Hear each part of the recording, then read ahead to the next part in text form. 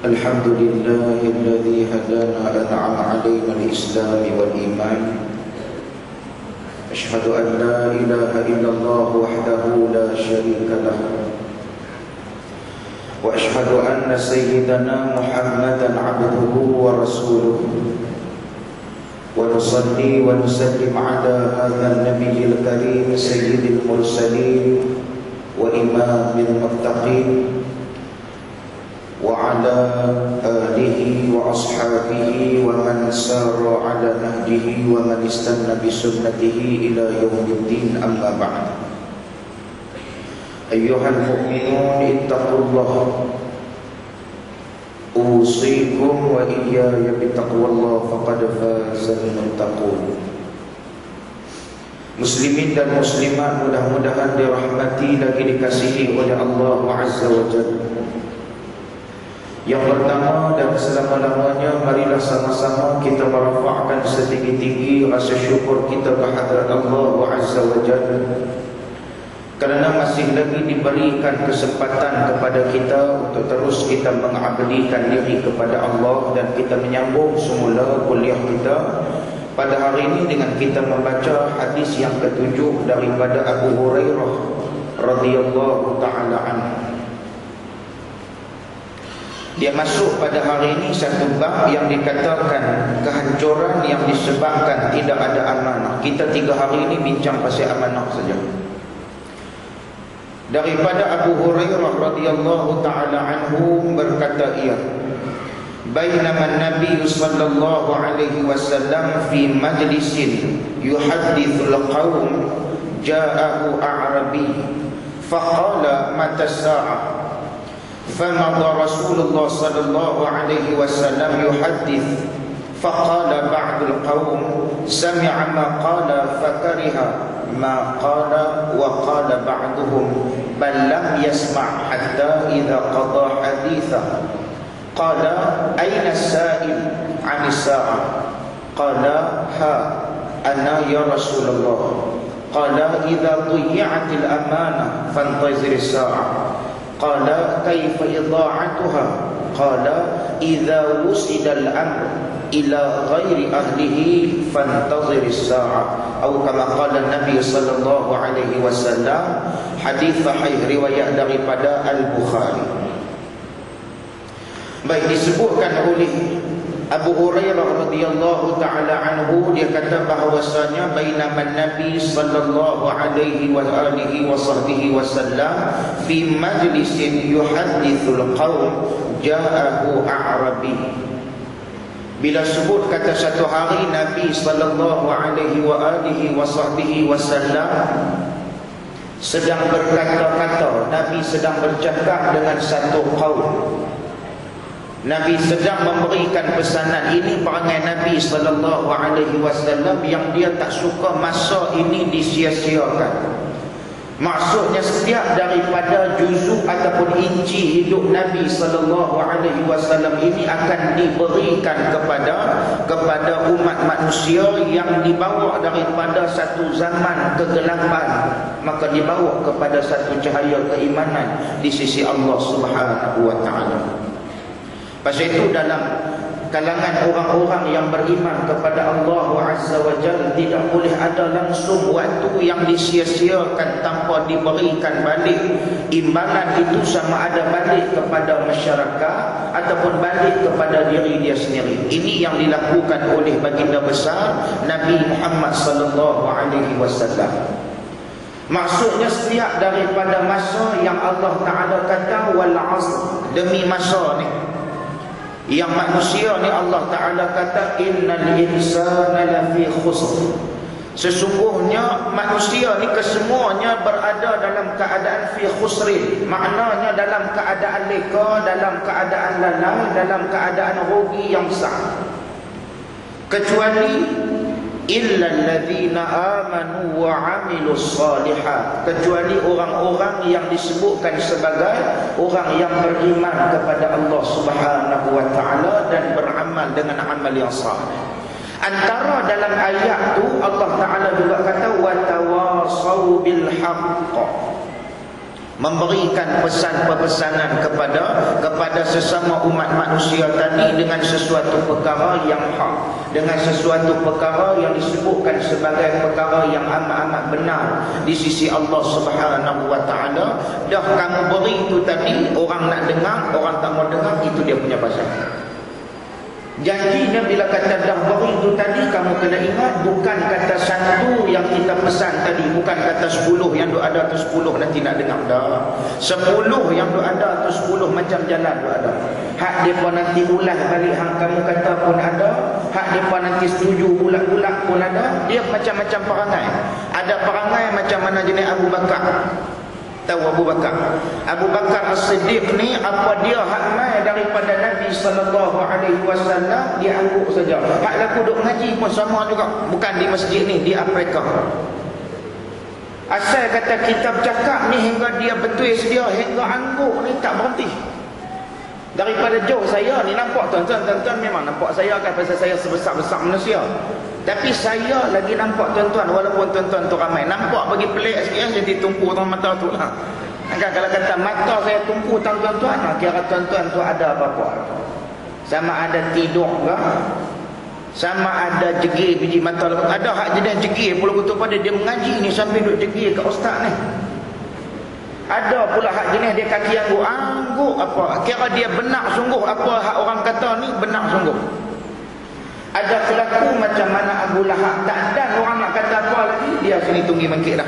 Abu Lahab waktu Nabi bagi tahu kepada dia bahawasanya aku ni telah pun dilantik sebagai rasul pilihan Allah Azza wa Jalla.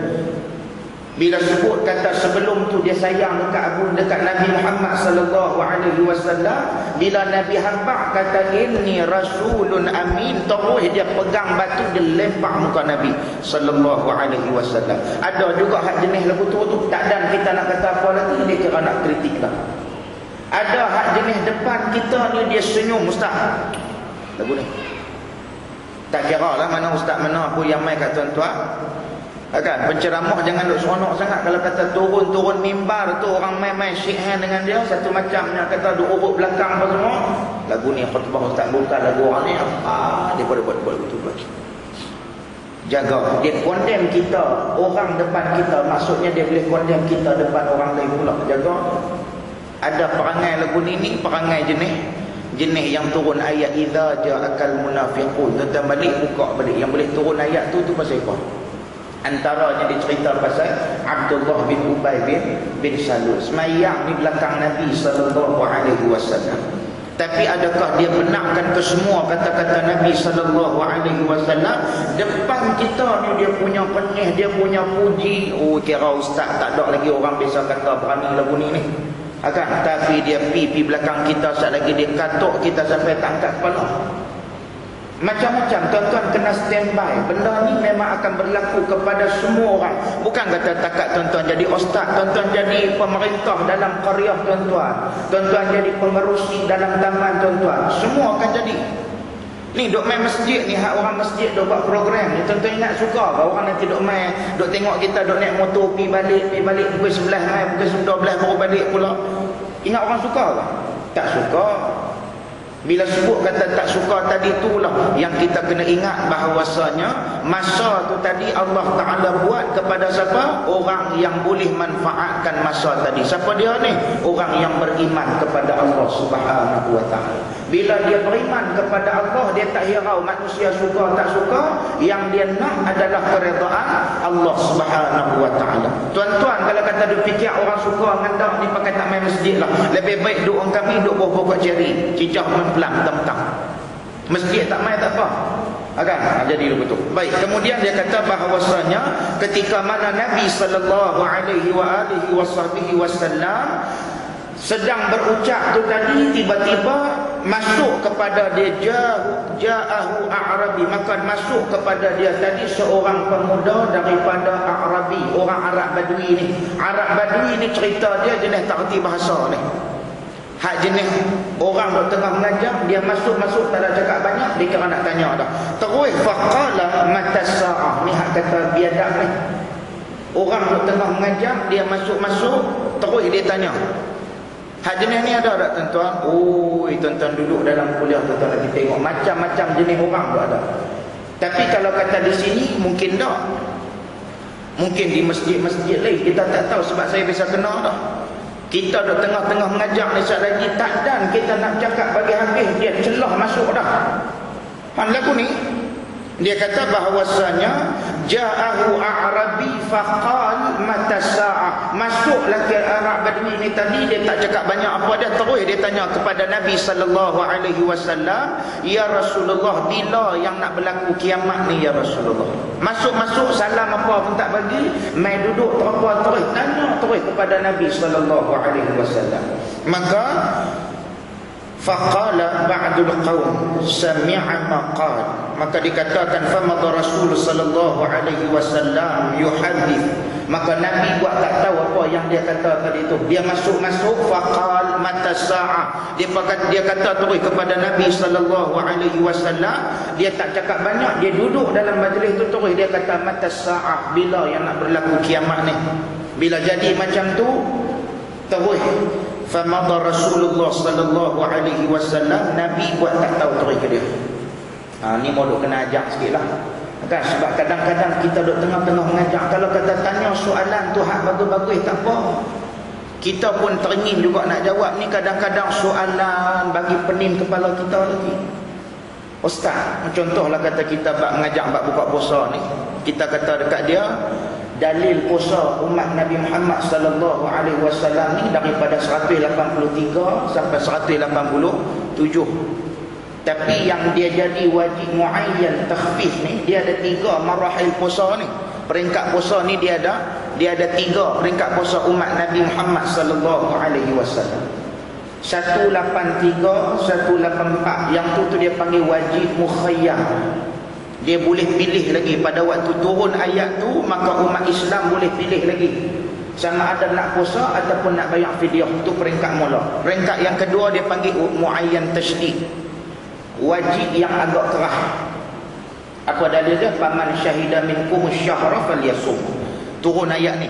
Dia mai pula ayat yang ketiga ni, nama dia wajib muayyan takhfif.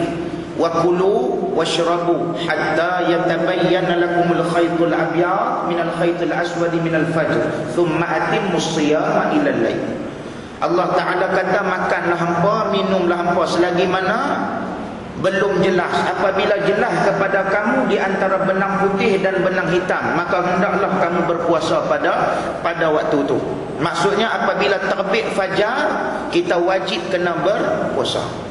Kok orang tanya dengan tuan-tuan, dalil puasa ni yang khusus untuk umat Nabi Muhammad ni adalah ayat 187 dalam juzuk yang kedua daripada suratul Baqarah. Maka bila sebut tentang perkara ni kepada diri kita tadi, saya pun mengajaklah, saya kata kita kena start puasa bermula daripada terbit fajar sehingga tenggelam matahari. Dia pun angkat tangan, Ustaz, ya, tadi Ustaz kata kita kira buka puasa kalau kata gelap kan Ustaz kan? Tapi macam katalah satu hari saya pergi Kutub Utara kan. Kutub Utara kira nak buka puasa macam mana Ustaz? Astagfirullahalazim. Ada orang 3 suku lagu ni tuan-tuan. Tuan-tuan tahu tak Kutub Utara jenis lagu mana? Dia kalau kata 6 bulan cerah, Kutub Selatan 6 bulan gelap. Maksudnya dia pun ambil 6 bulan 6 bulan Kutub Utara cerah, 6 bulan lagi Kutub Utara pula gelap. Dia mai pula dikalih pula lagu tu.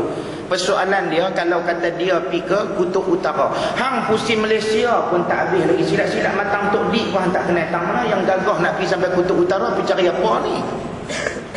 Tapi memang akan ada puak-puak hak 3 suku lagu tu. Maka saya terpaksa jawab juga. Habis masa dekat dia tu saja, duk ada tengah jam nak hurai ke dia seorang tu. Taklah dia kata, kalau kata saya pi lah, kata mana kita nak pita rezeki Allah Ta'ala, dia main kot Allah Ta'ala, kita jam lah. Dia main kot belah takdir Allah Ta'ala ni, kita nak pergi kata apa lagi tak? Jenis puak-puak ni Arab Badui ni lah, dia tak ada kira siapa lah. Kalau kata jadi macam tu, Pekah kata kita kena tengok kepada negara yang berhampiran dengan tempat yang kita duduk tu lah. Kalau kata Kutub Utara tu negara apa yang paling dekat dengan dia, tengok pakai waktu negara tu lah untuk buka puasa tadi. Kan? Ada saja nanti duk tanya tu.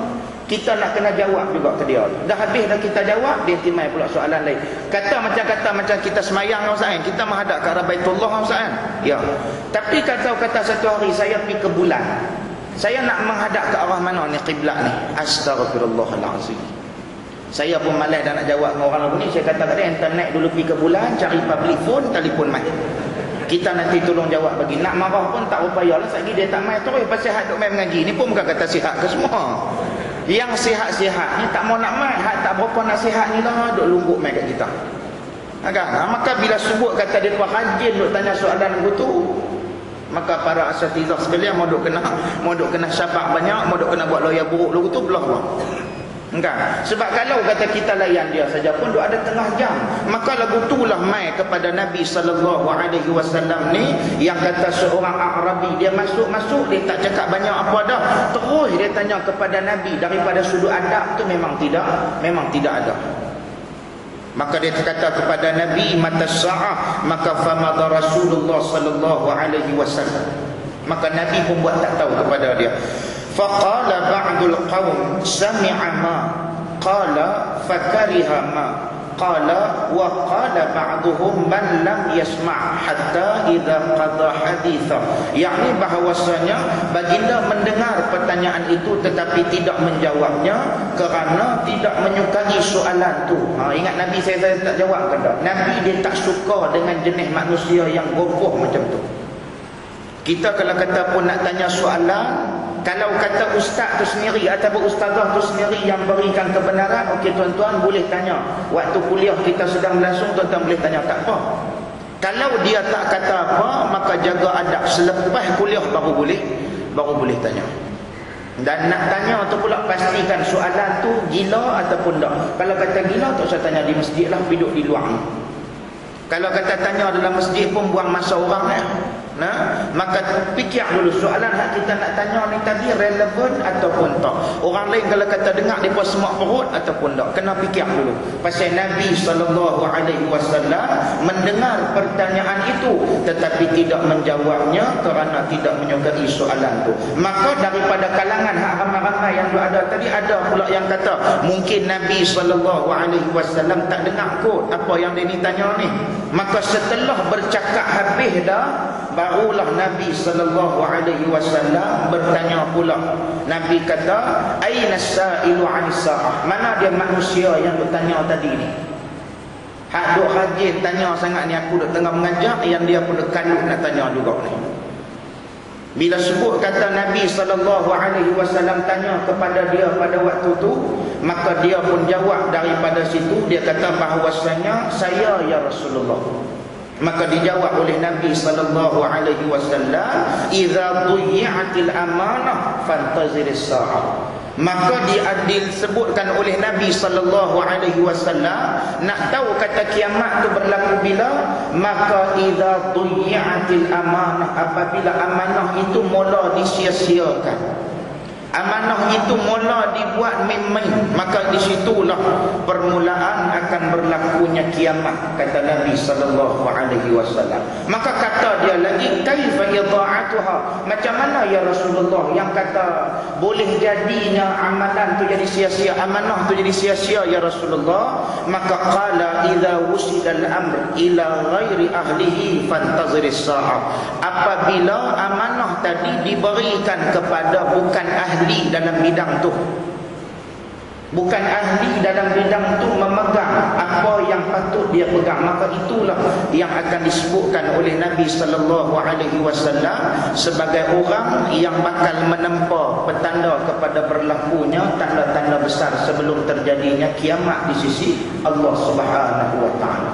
Macam hari ni lah, kita letakkan orang yang tak sepatutnya untuk uruskan masjid contoh dia. Sedangkan Allah Ta'ala kata innama ya'muru masajidallah man amana billah wal yawmil akhir. Antara perkara besar orang yang nak boleh memakmurkan rumah Allah Subhanahu wa taala, yang boleh nak menghidupkan rumah Allah Subhanahu wa taala, yang boleh dia tadi nak cinta kepada rumah Allah Subhanahu wa taala ni tadi, mesti dia tadi kena beriman kepada Allah Subhanahu wa taala. Dia pun muka pun tak nampak di masjid, lagu mana pergi jadi pengerusi pula ni. Dia sendiri pun rupa pun tak nampak, duk tunggu kalau kata nak cok kena pergi di rumah dia. Buat mesyuarat di meja depan rumah dia tu, semua buat di rumah dia belakang lagu tu, pergi ubah masjid tu di rumah dia.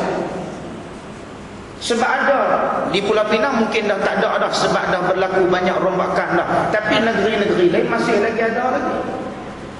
Pengerusi masjid, ketua sabung ayam. Orang dok bang lohok, mereka boleh dok kopi ayam, dok kopi sabung, kilik ayam. Kadang-kadang bendahari masjid, orang suruh buat apa nama ni, kira-kira duit apa semua ni, duit tak tahu, duit masuk, duit keluar apa semua dia tak tahu. Yang dia dok kira burung dia. Mau dok ambil sangka burung terempuk begitu kepala. Orang suruh hang audit apa nama ni, jaga akaun burung, akaun masjid yang namanya jaga akaun burung ni, cari apa? Maka yang tu kalau kata cerita dalam bab masjid, pasal kalau kata sibuk terang mana pun, kita sebagai orang yang cintakan masjid, kok mana pun sehari, tuan-tuan hak duduk depan saya ni, tuan-tuan boleh kata main masjid sehari, kok mana pun dia akan rasa melisah juga. Dia tak main sembahyang subuh, dia akan cari lahu asar. Tak ada lahu asar pun, maghrib asyar saya ikut mana pun nanti ada. Tidak pun memang roh kecil saja ya. Macam apa? Pasal janji nampak masjid lah. Tidak pun dah nak main lahu pun tak ada, asar pun tak ada, subuh pun tak ada, ni memang roh kecil ya.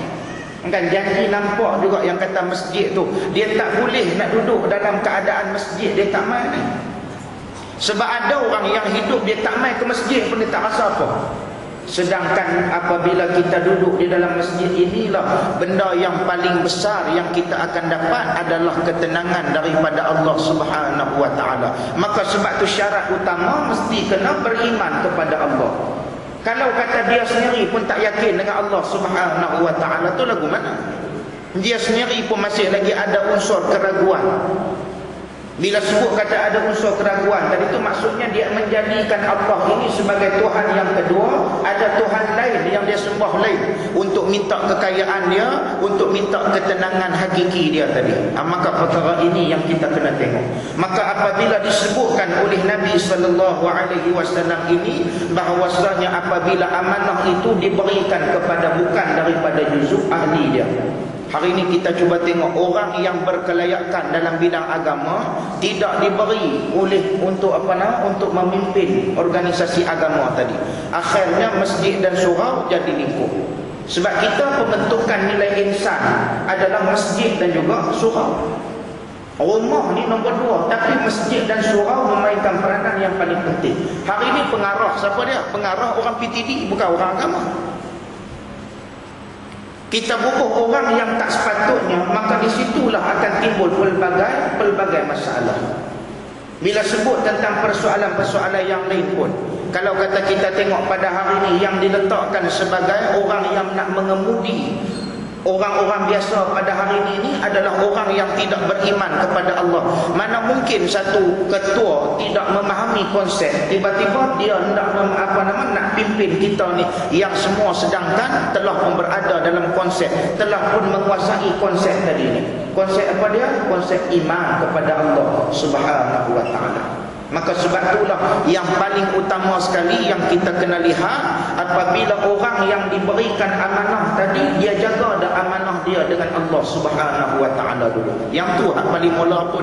Kalau kata dia ustaz sekalipun, dia tak jaga semayang dia tak jaga ibadah dia tak jaga akidah, dia tak guna juga. Dia biar mekanik sekalipun tak apa. Tapi bila sebut kata mekanik tadi, mekanik yang beriman kepada Allah, itu yang kita nak. Hari ini tuan-tuan jangan nak cari ustaz semata-mata nak bagi nikah dengan anak tuan-tuan. Sampai habis dah stok-stok ustaz pada hari ini.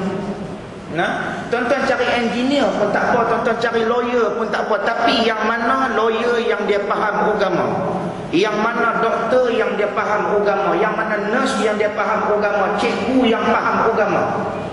Sebab bila kata dia faham, dia letakkan agama tu tadi pada diri dia. Yang ni yang kita nak.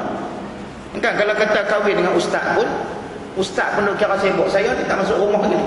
Daripada pagi-pagi buta subuh tadi saya keluar sampai lah ni tak balik lagi ni. Tengok dengan tuan-tuan. Kira saya jumpa dengan tuan-tuan lebih banyak jumpa dengan anak isteri saya.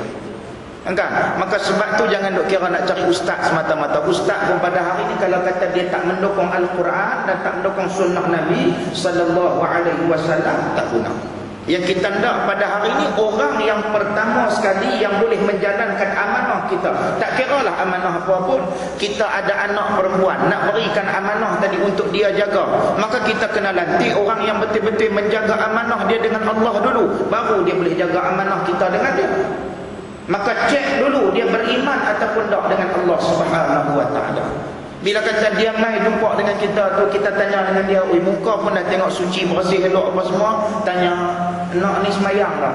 "Alhamdulillah pak cik semayang." "Alhamdulillah." Dengar kata semayang tu, mau dok kena tengok dah. Oh, budak ni bagus dah. Kan? Maka kita pun tanya dengan dia, "Tadi semayang subuh ke berapa?" "Ke 10 pak cik." Teruk sangat 10 tu. Kan? Bila sebut kata 10 walaupun dia jawab dengan penuh nada tawaduk tu, tinggal buahlah. Hang ni menyemak kampung ya. Kan? Dia jawab dengan penuh tawaduk 10. Kan? Bila kata semayang subuh berapa? "Biasa tempat kami 6." Dia jawab biasa tempat kami 6 tu confirm pembohong besar lah. Mana ada orang semayang subuh 6 rakaat ni?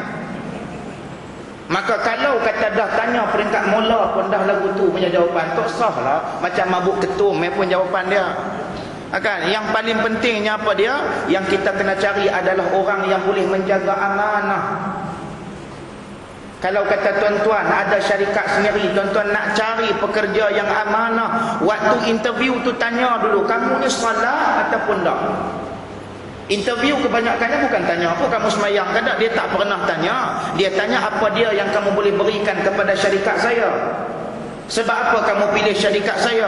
Apa kelebihan syarikat saya? Duk tanya hal tu. Tak pernah tanya pun kamu ni semayang ataupun tidak.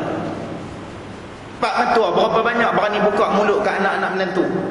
Hari malam nikah tu panggil mereka turun. "Amran, pakcik nak cakap, ayah nak cakap sikit dengan kamu ni, anak ayah ni Bunga Tanjung ni dia tak pernah pun pergi mana-mana tempat-tempat haram. Kamu pula jangan pandai-pandai nak bawa dia pergi tempat-tempat haram apa semua. Ayah nak kamu didik dia baca Quran sama-sama dengan dia. Kamu jaga semayang kamu jaga semayang dia. Kamu tolong tengok ayat ni. Anak ayah ni kira tak ada apa dah. Kira dia lebih wajib taat kepada kamu pada waktu ni. Maka ayah nak kamu jaga amanah yang ayah berikan kepada kamu tadi." Kalau kata kita boleh bagi pesanan dia macam tu, kira selamat. Tapi berapa ramai Pak Mentua hari ni tengok anak menantu turun daripada Audi, tak berani kata apa, no bulan-bulan takut lagi duit disekat. Kan duit disekat pakai lagi tak ada apa lah. Ikutnya kita sebagai pak, kita ada hak. Sebab tu yang syarat paling utama kena cari dia tu beriman tak kepada Allah Subhanahu wa taala. Sebab kalau kata kita nak dia beriman, dia nak jaga amanah kita, dia dulu kena jaga amanah dia dengan Allah Subhanahu wa taala. Hari ini banyak daripada kalangan kita, biar orang agama sekalipun kebanyakannya tidak menjaga amanah dengan Allah. Mana mungkin dia akan jaga amanah dengan manusia. Maka inilah yang disabdakan oleh Nabi sallallahu alaihi wasallam, apabila diberikan amanah tadi bukan kepada orang yang selayaknya. Amanah untuk menjaga harta awam tidak diberikan kepada orang yang tak sepatutnya. Untuk menjaga anak-anak yatim, harta-harta wakaf. Maka sebab tu hari ini kadang-kadang kita tengok penyelewengan harta-harta wakaf. Kita tengok bagaimana anak-anak yatim disia-siakan pada hari ini. Yang diutamakan adalah keuntungan dunia yang boleh balik kepada diri dia. Berapa banyak hari ini? Biar daripada sudut menteri ke, timbalan menteri ke, ketua kampung ke, apakah amanah tidak ada. Ni nak raya dah. Pengerusi JKKKKKKK. Mereka nanti dapat satu borang bantuan daripada kebajikan ke, mereka nanti dapat daripada pusat urus zakat ke, ketua kampung pun nanti dapat apa semua ni. Bila sebut kata suruh cari 8 nama, tiap-tiap tahun duk nama tu lah. Nama mula bini dia, nama nombor 2 tok dia, nama nombor 3 tok cai dia, nombor 4 tok, semua dia beradik dia belakang 8-8. Hak dalam qaryah tu ikutnya dia nak kena tengok ramai lagi. Tapi berapa ramai hak duk bagi bantuan hak muka tu saja. Cuba tengok masjid Taqwa Bertak Indah bagi bantuan muka lain-lain. Kan? Muka lain-lain kalau kata duk bagi muka tu saya tak kena, walaupun yang tu masuk dalam kategori asnaf. Kita kena tengok lagi dalam karya kita ni bukan dia tu saja hak susah, hak lain berlambak lagi. Tapi kita bagi dekat 8 orang ni tadi, katalah Ustaz urus zakat bagi dekat depa 500, kita pula tolong cabut RM50, kita pau pula seorang RM50. Hampa dah aku bagi kat hampa 8 orang, mai kat aku 50. Duk ada RM400 dia dapat. Ku atas angin dia bukan buat apa pun. Dia cuma calon nama bagi ya. Depa ni pun jadi macam isu semalam lah, yang tak bagi pun sat lagi takut tak dapat duit tu tadi, maka depa pun bagilah dalam keadaan hati yang tak redha tadi. Maka inilah antara petanda yang disebutkan oleh Nabi sallallahu alaihi wasallam. Sebab itulah Allah Taala bagi tahu paling jelas kepada kita bahawasanya amanah ini mesti diserahkan kepada ahli dalam bidang tu. Tuan-tuan nak bagi nak cek bahagian apa nama otak tuan-tuan. Tuan-tuan kena pergi jumpa dengan pakar otak. Tak boleh pergi jumpa dengan mekanik. Sakit kepala duit lah. Tu nak pergi mana tu dia? Ni nak berjalan pergi kat bengkel kereta sana, suruh tengok apa sakit ni. Pening kepala sungguh. Confirm tak sihat hamba Allah ni. Dia sakit kepala pergi jumpa mekanik kereta buat apa? Sebab tu bukan ahli dia. Tapi yang saya tengok dalam bidang-bidang biasa ni, contoh bidang ekonomi, tak ada siapa nak kacau. Bidang ekonomi, pakar ekonomi akan bercakap. Kemudian dalam bidang kekeluargaan, pakar kekeluargaan yang akan bercakap. Tapi hari ni yang banyak orang suka bagi respon ni apa dia? Bidang agama. Bidang agama ni mana punya kutu rahak kita minta tahu. Tengok-tengok satu macam dia nak bagi ulasan pasal agama pula. Oh, kira dia ni pun kira kemah juga. Enggak, cuba dalam bidang agama ni kita lebih sensitif. Kita bagi kepada orang yang berautoriti untuk cakap, yang dia sendiri pun faham apa dia yang disebutkan, yang telah dikeluarkan statement oleh dia tadi. Sebab kadang-kadang kita tengok orang tu sendiri dia cakap benda tu sendiri dia pun tak tahu. Sebab tu sebagai khulasah daripada hari ini yang saya nak tekankan kepada kita bahawasanya amanah yang kita nak beri mesti kita kena lihat kepada orang yang beriman kepada Allah Subhanahu wa taala. Tuan-tuan siapa sekalipun, tuan-tuan ketua jabatan kau nak calonkan nama siapa-siapa naik sebagai ketua ke apa ke, maka tuan-tuan tolong carilah orang yang beriman kepada Allah. Iman bukan tengok daripada sudut luaran, dia boh serban, dia boh jubah, tu belum tentu lagi beriman kepada Allah Subhanahu wa taala. Yang kita nak tengok daripada sudut keyakinan, daripada sudut akidah dia. Cukup jam semayang kadang. Kalau kata cukup jam nak balik rokok duduk depan televisyen tu, ayat tu nama dia tak beriman kepada Allah dah. Dia saja-saja suka duk melewat-lewatkan semayang dia tadi. Sedangkan semayang ni yang paling afdal adalah semayang di awal waktu. Pasal itu semayang pun dia ada 3 waktu. Yang pertama waktu aula, yang kedua waktu ikhtiari, yang ketiga waktu tahrim. 3 waktu tu. Kita semayang selalu dalam waktu mana? Sebab tu nak cari siapa pun untuk memegang amanah, carilah orang yang beriman kepada Allah Subhanahu wa taala. Bila sebutkan yang pertama tadi, yang kedua kena cari siapa dia? Dah beriman, kena berusaha pula mencari orang yang benar-benar bertakwa kepada Allah Subhanahu wa taala. Bila kata ada 2 perkara ni tadi, elemen ni tadi, walau anna ahlal qura amanu wattaqau lafatahna alaihim barakatim minas sama'i wal ardh. Disitulah Allah Ta'ala akan turunkan barakah kepada kita. Semua daripada kita pegang masjid, kita nak barakah. Kita nak buka syarikat, kita nak barakah. Kita buka perniagaan, kita nak barakah. Kita buka ladang kambing, kita nakkan barakah. Kita pergi kerja, kita nakkan barakah. Maka barakah tidak akan hadir apabila amanah dan juga takwa ini tidak terdapat pada orang yang berada di dalam zon tersebut. Maka kita kena ingat diri kita dulu kena betul, kemudian baru kita cari diri orang yang betul. Maka disitulah akan sempurnanya amanah Allah Azza wa Jal. Maka dia kata pastikan kita berikan amanah kepada ahli dia. Dan pada keesokan hari insya-Allah kita akan masuk kepada hadis yang ke-8 berkaitan dengan menunjuk-nunjuk ketika berdoa. Kan? Lagu mana yang kata menunjuk-nunjuk ketika berdoa ni? Adakah doa terlampau panjang itu menunjuk-nunjuk ketika mana berdoa? Ataupun dia suka doa kuat-kuat, ataupun dia suka duk buat macam dia tu warak teriak waktu duduk dengan orang ramai ni punya teriak sakan ke. Sok-sek punya duk teriak. Nampak tu macam mana alim sungguh. Nampak macam mana warak sungguh. Adakah itu dikatakan menunjuk-nunjuk? InsyaAllah kita akan bincangkan pada hari esok. Dan hari esok mungkin kita akan baca 2 hadis lah, sebab hadis pertama tu agak pendek.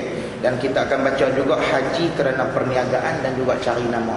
Dia 2-3 hari ini duk mini suni saja tentang amanah. Lepas daripada tu ada orang yang pergunakan dunia dia, akhirat dia untuk mendapatkan dunia dia. Dia buat kerja tu seolah-olah kita nampak macam mana kerja akhirat, tapi hakikat dia untuk kumpul kekayaan dunia. Ni kita akan tengok insya-Allah kalau diizinkan oleh Allah Subhanahu wa taala. Saya minta ampun dan maaf andai kata ada terkasar bahasa, terlanjur bicara. Siru ala barakatillah, wabillahi taufiq wal hidayah. Assalamualaikum warahmatullahi wabarakatuh.